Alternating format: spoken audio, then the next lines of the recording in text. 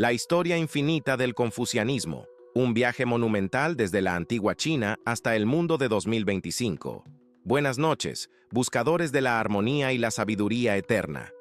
Prepárense para una saga colosal que atraviesa dinastías, imperios e ideas, desentrañando el confucianismo, la filosofía que moldeó a China y proyectó su luz ética al mundo entero. Esta narrativa épica no es solo la crónica de un pensador, sino un tapiz vivo tejido con la resiliencia de maestros ancestrales, la transformación de sociedades y la búsqueda incansable de una vida moral y equilibrada. Desde los tiempos tumultuosos de la China antigua hasta el renacimiento cultural y digital en 2025, el confucianismo es un faro de virtud, educación y gobernanza. Si este viaje ilumina su mente, denle un like, suscríbanse al canal y compártanlo con quienes buscan la verdad más allá de lo cotidiano. De las aulas de Lu a los foros globales de 2025, el confucianismo es el hilo eterno que teje la armonía humana. Fase 1. Las raíces. Sagradas, los orígenes con Confucio en la China antigua, siglo VI a.C. El confucianismo surge en un período de profundo caos político y social en la China antigua durante la dinastía Zhou Oriental 770-256 a.C., una era conocida como el período de las primaveras y otoños, marcada por guerras incesantes entre estados feudales rivales, el declive de la autoridad central del rey Zhou y una búsqueda desesperada por el orden moral y la estabilidad.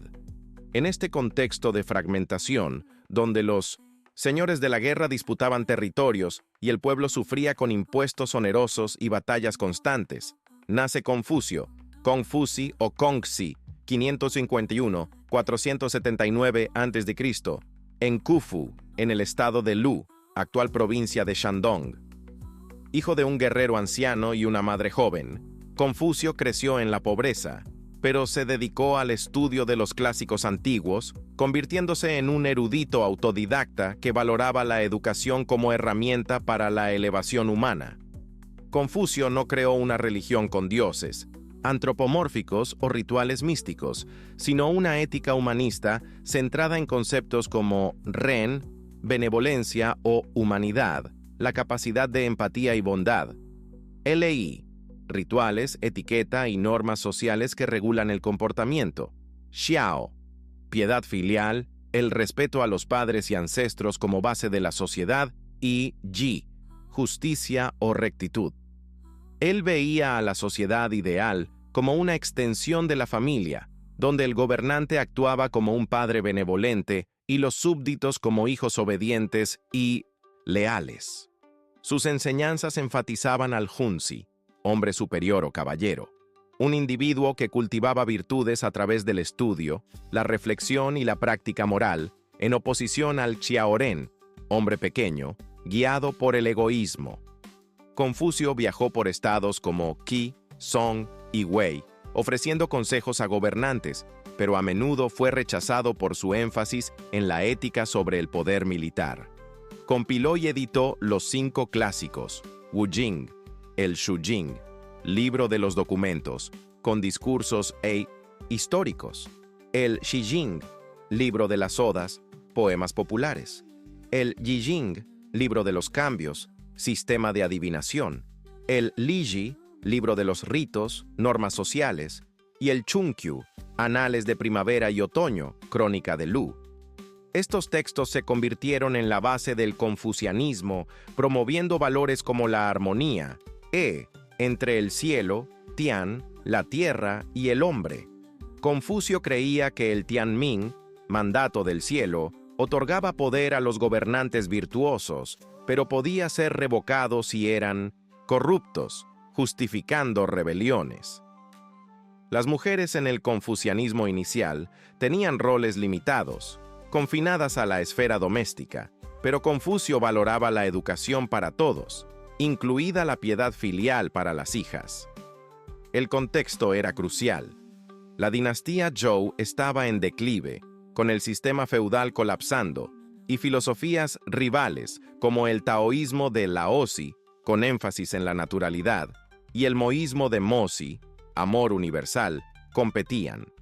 Confucio buscaba restaurar la Edad de Oro de la Zhou occidental, promoviendo rituales ancestrales como sacrificios a los antepasados para mantener la armonía cósmica y social. Tras su muerte en 479 a.C., sus discípulos como Zhengzi y Cixi preservaron sus enseñanzas en los Analectos, Lunyu, una colección de diálogos que capturan su sabiduría simple, como «No hagas a los demás lo que no quieres que te hagan a ti». El confucianismo inicial enfrentó oposición, siendo visto como idealista en tiempos de guerra, pero sus principios de educación y moralidad comenzaron a influir en la burocracia china, preparando el terreno para su oficialización. En Lu, templos dedicados a Confucio surgieron poco después de su muerte, y su tumba en Khufu se convirtió en un lugar de peregrinación, simbolizando la longevidad de sus ideas. Los rituales en estos templos incluían música ceremonial con tambores y flautas, ofrendas de incienso y alimentos, y danzas rituales que reforzaban la conexión con los ancestros y el orden cósmico. Fase 2. El desarrollo. Clásico. Expansión y oficialización en la era imperial. Siglo IV a.C., siglo II d.C. Tras la muerte de Confucio, el confucianismo evolucionó con pensadores que expandieron y adaptaron sus ideas al contexto político y social. Mencio, Mengzi, 372-289 a.C., considerado el segundo sabio, desarrolló la idea de Ren como una bondad innata en la naturaleza humana, pero que podía corromperse por influencias externas como la pobreza o la opresión. En su libro Mencio argumentaba que el pueblo tenía el derecho de rebelarse contra tiranos, ya que el mandato del cielo, Tianming, dependía de la virtud del gobernante.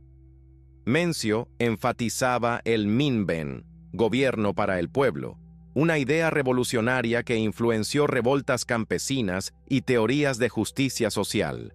Sus relatos, como la parábola del niño en el pozo, todos sienten compasión instintiva, reforzaban la bondad inherente. Por otro lado, Xunzi, Xun Kuang, 310-235 a.C., ofrecía una visión contrastante, argumentando en su obra Xunzi que la naturaleza humana era egoísta y propensa al caos, pero podía ser moldeada por los rituales, Li y la educación. Xunzi integraba elementos del legalismo, promoviendo un Estado fuerte con una burocracia basada en el mérito, y veía al Junzi como el resultado de un esfuerzo consciente para superar las inclinaciones egoístas. Sus discípulos, como Han Fei, se inclinaron hacia el legalismo, pero Xunzi mantuvo el confucianismo como un sistema ético práctico para la gobernanza. La unificación de China, bajo la dinastía Qin, 221-206 a.C., suprimió el confucianismo para imponer el legalismo, una filosofía que priorizaba leyes estrictas y castigos.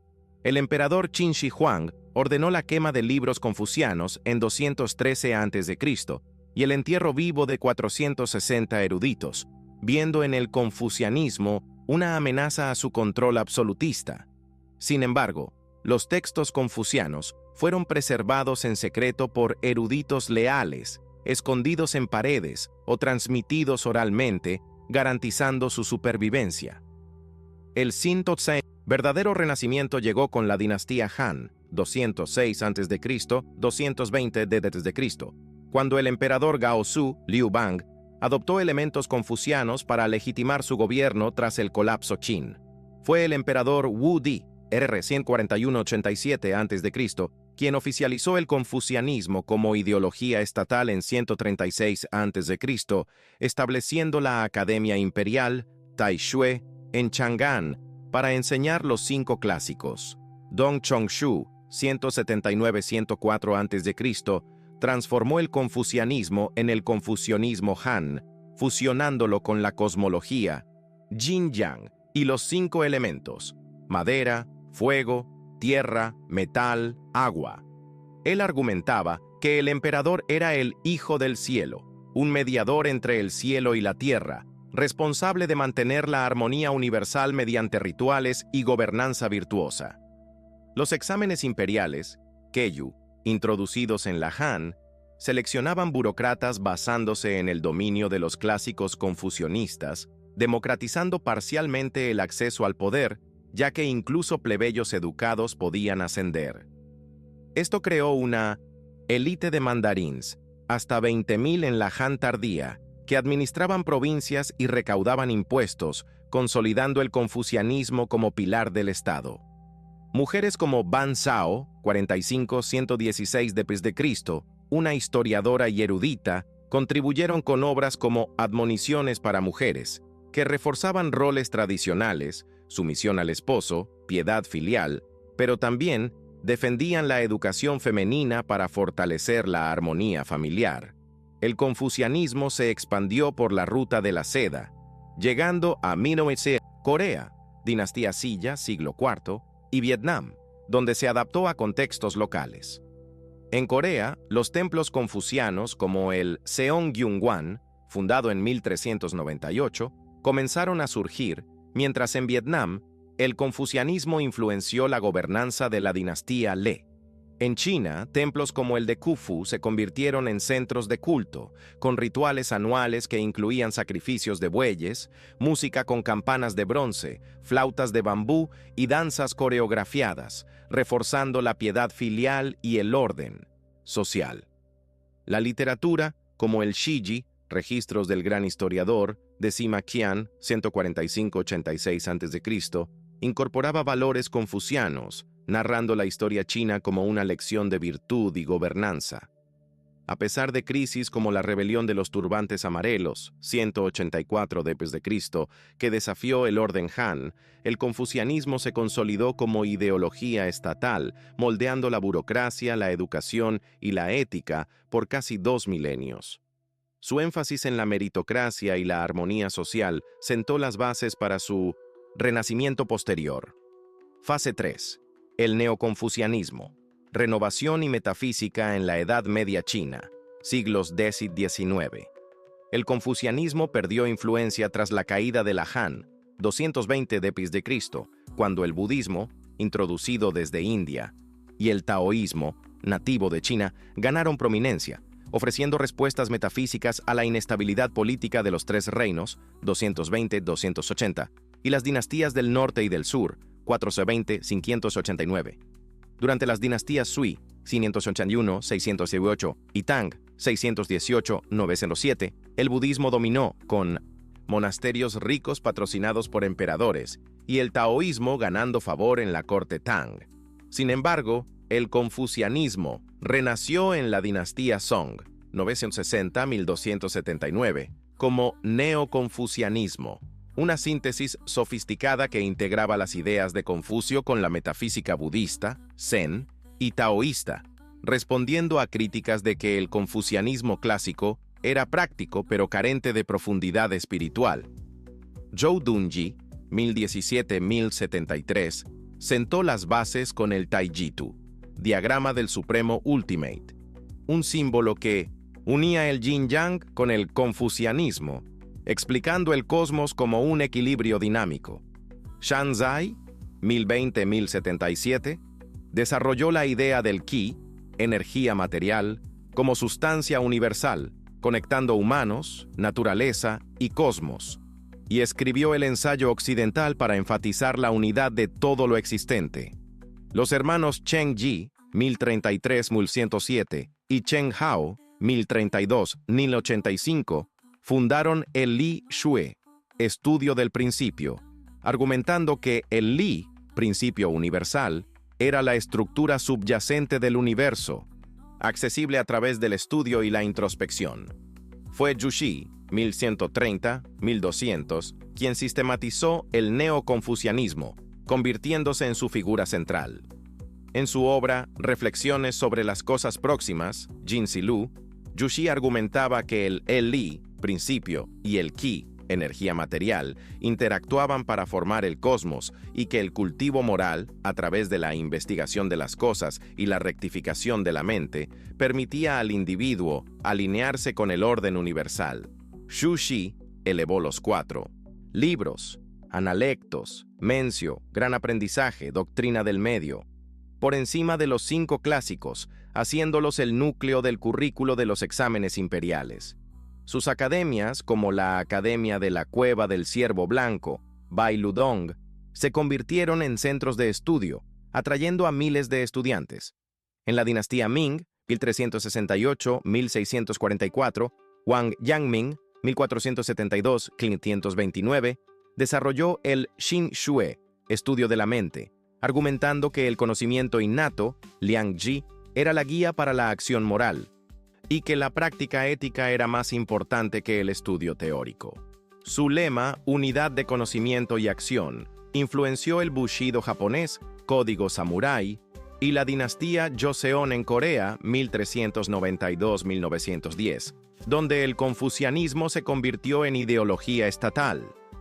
El neoconfucianismo reguló la sociedad Ming y Qing, 1644-1912, con una jerarquía estricta: el emperador sobre los súbditos, el padre sobre los hijos, el esposo sobre la esposa. Los exámenes imperiales alcanzaron su apogeo, seleccionando hasta 20.000 mandarins anualmente, que memorizaban los 4 libros y aplicaban principios confucianos en la administración. Las mujeres, como la poetisa Li Qingzhao, 1084-1155, incorporaban valores confucianos en sus obras, celebrando la piedad filial, pero el neoconfucianismo reforzó desigualdades, como la práctica del atado de pies en la Qing, que limitaba la movilidad femenina. El confucianismo se expandió al Japón. Tokugawa Shogunate, 1603-1868, donde Hayashi Razan, 1583-1657, fundó escuelas neoconfucianas, y a Corea, donde el Seongyunwan, 1398, formaba eruditos. Templos confucianos, como el de Khufu, reconocido por la UNESCO en 1994, realizaban rituales con música ceremonial, campanas de bronce, flautas de jade, danzas coreografiadas y ofrendas de incienso, vino y animales, conectando la sociedad con los ancestros y el cosmos. El neoconfucianismo también influyó en el arte, con pinturas de paisajes que simbolizaban la armonía cósmica, y en la literatura, como el romance Sueño, del Pabellón Rojo, Cao Shui-kin, 1791, que exploraba relaciones familiares confucianas.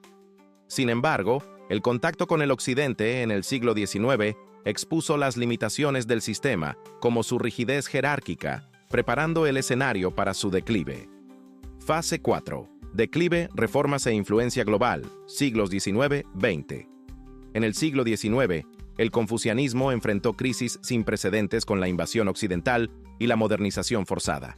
Las guerras del opio, 1839, 1842, 1856, 1860, humillaron a la dinastía Qing, exponiendo la debilidad del sistema confuciano frente a la tecnología y el colonialismo europeos. La rebelión Taiping, 1850-1864, liderada por Hong Xiuquan, 1814-1864, quien se proclamaba hermano de Jesús, mezcló cristianismo con elementos confucianos como la piedad filial, pero atacó la jerarquía imperial, causando 20 millones de muertes y debilitando la Qing. Reformadores como Kang Youwei, 1858-1927, propusieron un confucianismo nuevo para modernizar China, interpretando a Minades Confucio como un reformista progresista en Da Tong Shu, Libro de la Gran Armonía, 1884. Kang influyó en la Reforma de los 100 días, 1898, que buscaba introducir educación moderna y un sistema parlamentario, pero fue suprimida por la emperatriz Cixi, quien defendía el confucianismo tradicional. La Revolución de 1911, liderada por Sun Yat-sen, 1866-1925, derrocó la monarquía Qing, estableciendo la República de China. El movimiento del 4 de mayo, 1919, impulsado por intelectuales como Hu Xi y Chen Duxiu, atacó al confucianismo como feudal y opresor, promoviendo la ciencia y la democracia como soluciones para modernizar China. Este movimiento marcó un punto de inflexión, con estudiantes quemando textos confucianos y exigiendo el fin de las jerarquías patriarcales. La fundación del Partido Comunista Chino, 1921, y la victoria de Mao Zedong en 1949 consolidaron la condena del confucianismo como burgués y contrario al socialismo. Durante la Revolución Cultural, 1966-1976, Mao lanzó la campaña contra los cuatro viejos: ideas, cultura, costumbres, hábitos, destruyendo templos confucianos, quemando libros y persiguiendo eruditos, con el templo de Khufu vandalizado y tumbas profanadas. A pesar de la represión, el confucianismo sobrevivió en la diáspora. En Taiwán, Chiang Kai-shek, 1887-1975, promovió el confucianismo como base nacionalista, con el movimiento de la Nueva Vida, 1934, enfatizando valores como la disciplina y la piedad filial. En Singapur, Lee Kuan Yew, 1923-2015, adoptó los valores asiáticos confucianos, trabajo duro, respeto a la autoridad, educación, para impulsar el desarrollo económico, transformando Singapur en un centro financiero global. En Hong Kong, el confucianismo influyó en la ética empresarial, con familias valorando la educación y la cohesión. En Corea del Sur, la dinastía Joseon dejó un legado confuciano en festivales como el Chuseok, celebración de ancestros, y en Japón, el Bushido moderno inspiró empresas como Mitsubishi. En el occidente, el confucianismo fue introducido por jesuitas como Matteo Ricci, 1552-1610, quien en Tianchu Shi-i, 1603, comparó el confucianismo con el cristianismo, traduciendo conceptos como Tian como Dios. En el siglo XX, filósofos como Tu Weiming, en 1940, desarrollaron el confucianismo Boston, integrando principios confucianos en debates éticos globales, como la justicia social y la sostenibilidad.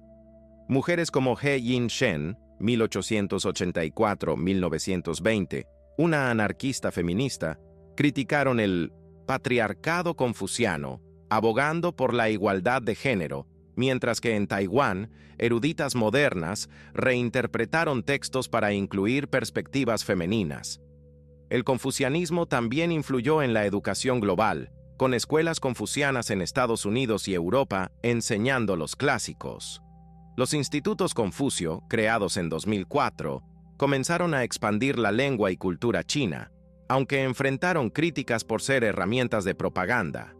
En 1994, el templo de Khufu fue declarado Patrimonio de la Humanidad por la UNESCO, marcando el reconocimiento global de su valor cultural.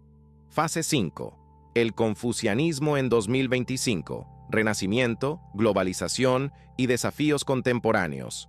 En 2025, el confucianismo vive un renacimiento en China bajo el liderazgo de Xi Jinping desde 2012, quien cita a Confucio para justificar el sueño chino de rejuvenecimiento nacional.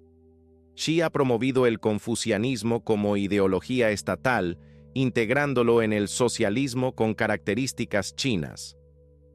Los I-900 son institutos Confucio, con más de 500 centros en 140 países, sirven como herramientas de soft power, enseñando mandarín y valores como la armonía, H, la benevolencia, Ren, y la piedad filial, Xiao. En Khufu, conferencias internacionales reúnen a eruditos para discutir el confucianismo en la gobernanza, y el aniversario de Confucio, 28 de septiembre, se celebra con rituales estatales que incluyen música tradicional, danzas y ofrendas de incienso, transmitidos en vivo por plataformas como WeChat y Douyin. La pandemia de COVID-19, 2020-2023, fortaleció el uso del confucianismo para promover la disciplina social con campañas que enfatizaban la armonía entre el hombre y la naturaleza.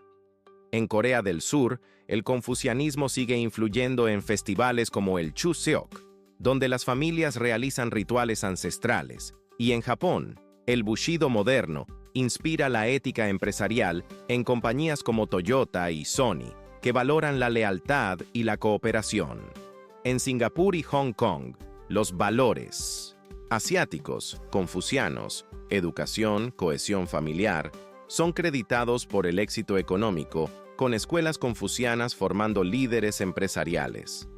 Mujeres como Jiang Qing, en 1953, una filósofa china, defienden un confucianismo feminista, reinterpretando textos como los analectos para promover la igualdad de género, desafiando la jerarquía tradicional. En Taiwán, académicas como Chen Chaoying reexaminan el papel de las mujeres en el confucianismo, destacando figuras históricas como Ban Zhao. El confucianismo también dialoga con cuestiones modernas. Inteligencia artificial. La ética confuciana inspira algoritmos benevolentes en China, con empresas como Baidu incorporando principios de Ren en la programación. Sostenibilidad. La idea de armonía con la naturaleza guía políticas ambientales chinas, como la reforestación masiva, proyecto Gran Muralla Verde. Bioética. La piedad filial influye en debates sobre eutanasia y cuidado de ancianos, con el confucianismo promoviendo el respeto intergeneracional. La digitalización transforma el confucianismo. Aplicaciones como Confucius Size ofrecen citas diarias de los analectos, mientras que plataformas como WeChat y Bilibili transmiten cursos online sobre los 4 libros. En Taiwán, el confucianismo resiste al comunismo continental, con festivales como el Día de Confucio en Taipei. En Corea del Sur, el Seongyungwan sigue activo, formando estudiantes en los clásicos. Sin embargo, el confucianismo enfrenta desafíos. Autoritarismo. En China, Xi usa el confucianismo para justificar la censura y la represión de minorías como los uigures y tibetanos, generando críticas internacionales. Comercialización. La venta de souvenirs confucianos y cursos express en apps amenaza la autenticidad de la filosofía. Modernización. En el Occidente, algunos ven al confucianismo como conservador, aunque pensadores como Daniel Bell, en 1962, lo defienden como alternativa al liberalismo, promoviendo la meritocracia y la comunidad. En 2025, el confucianismo influye en la diplomacia china, con Xi promoviendo la comunidad de destino compartido basada en la armonía confuciana.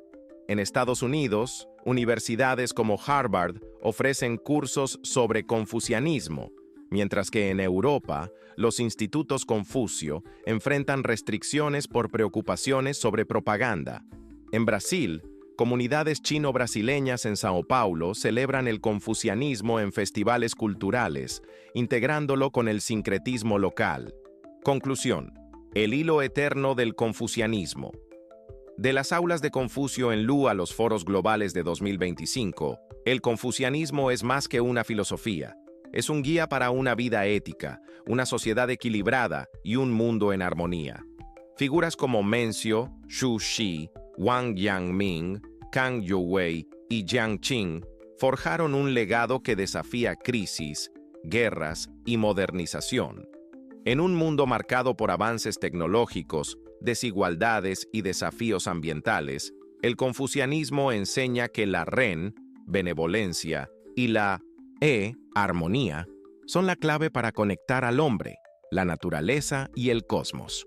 Sus enseñanzas resuenan como un latido universal, recordándonos que la virtud es el camino hacia un futuro justo. Si esta saga tocó su corazón, denle un like, suscríbanse al canal y compártanla con quienes buscan la sabiduría eterna. ¿Qué parte de esta historia resonó más con ustedes? Déjenlo en los comentarios y continuemos esta odisea juntos. De las cortes antiguas de China a los escenarios del mundo moderno, el confucianismo es el hilo eterno que teje la armonía humana, guiándonos hacia un futuro de virtud y equilibrio.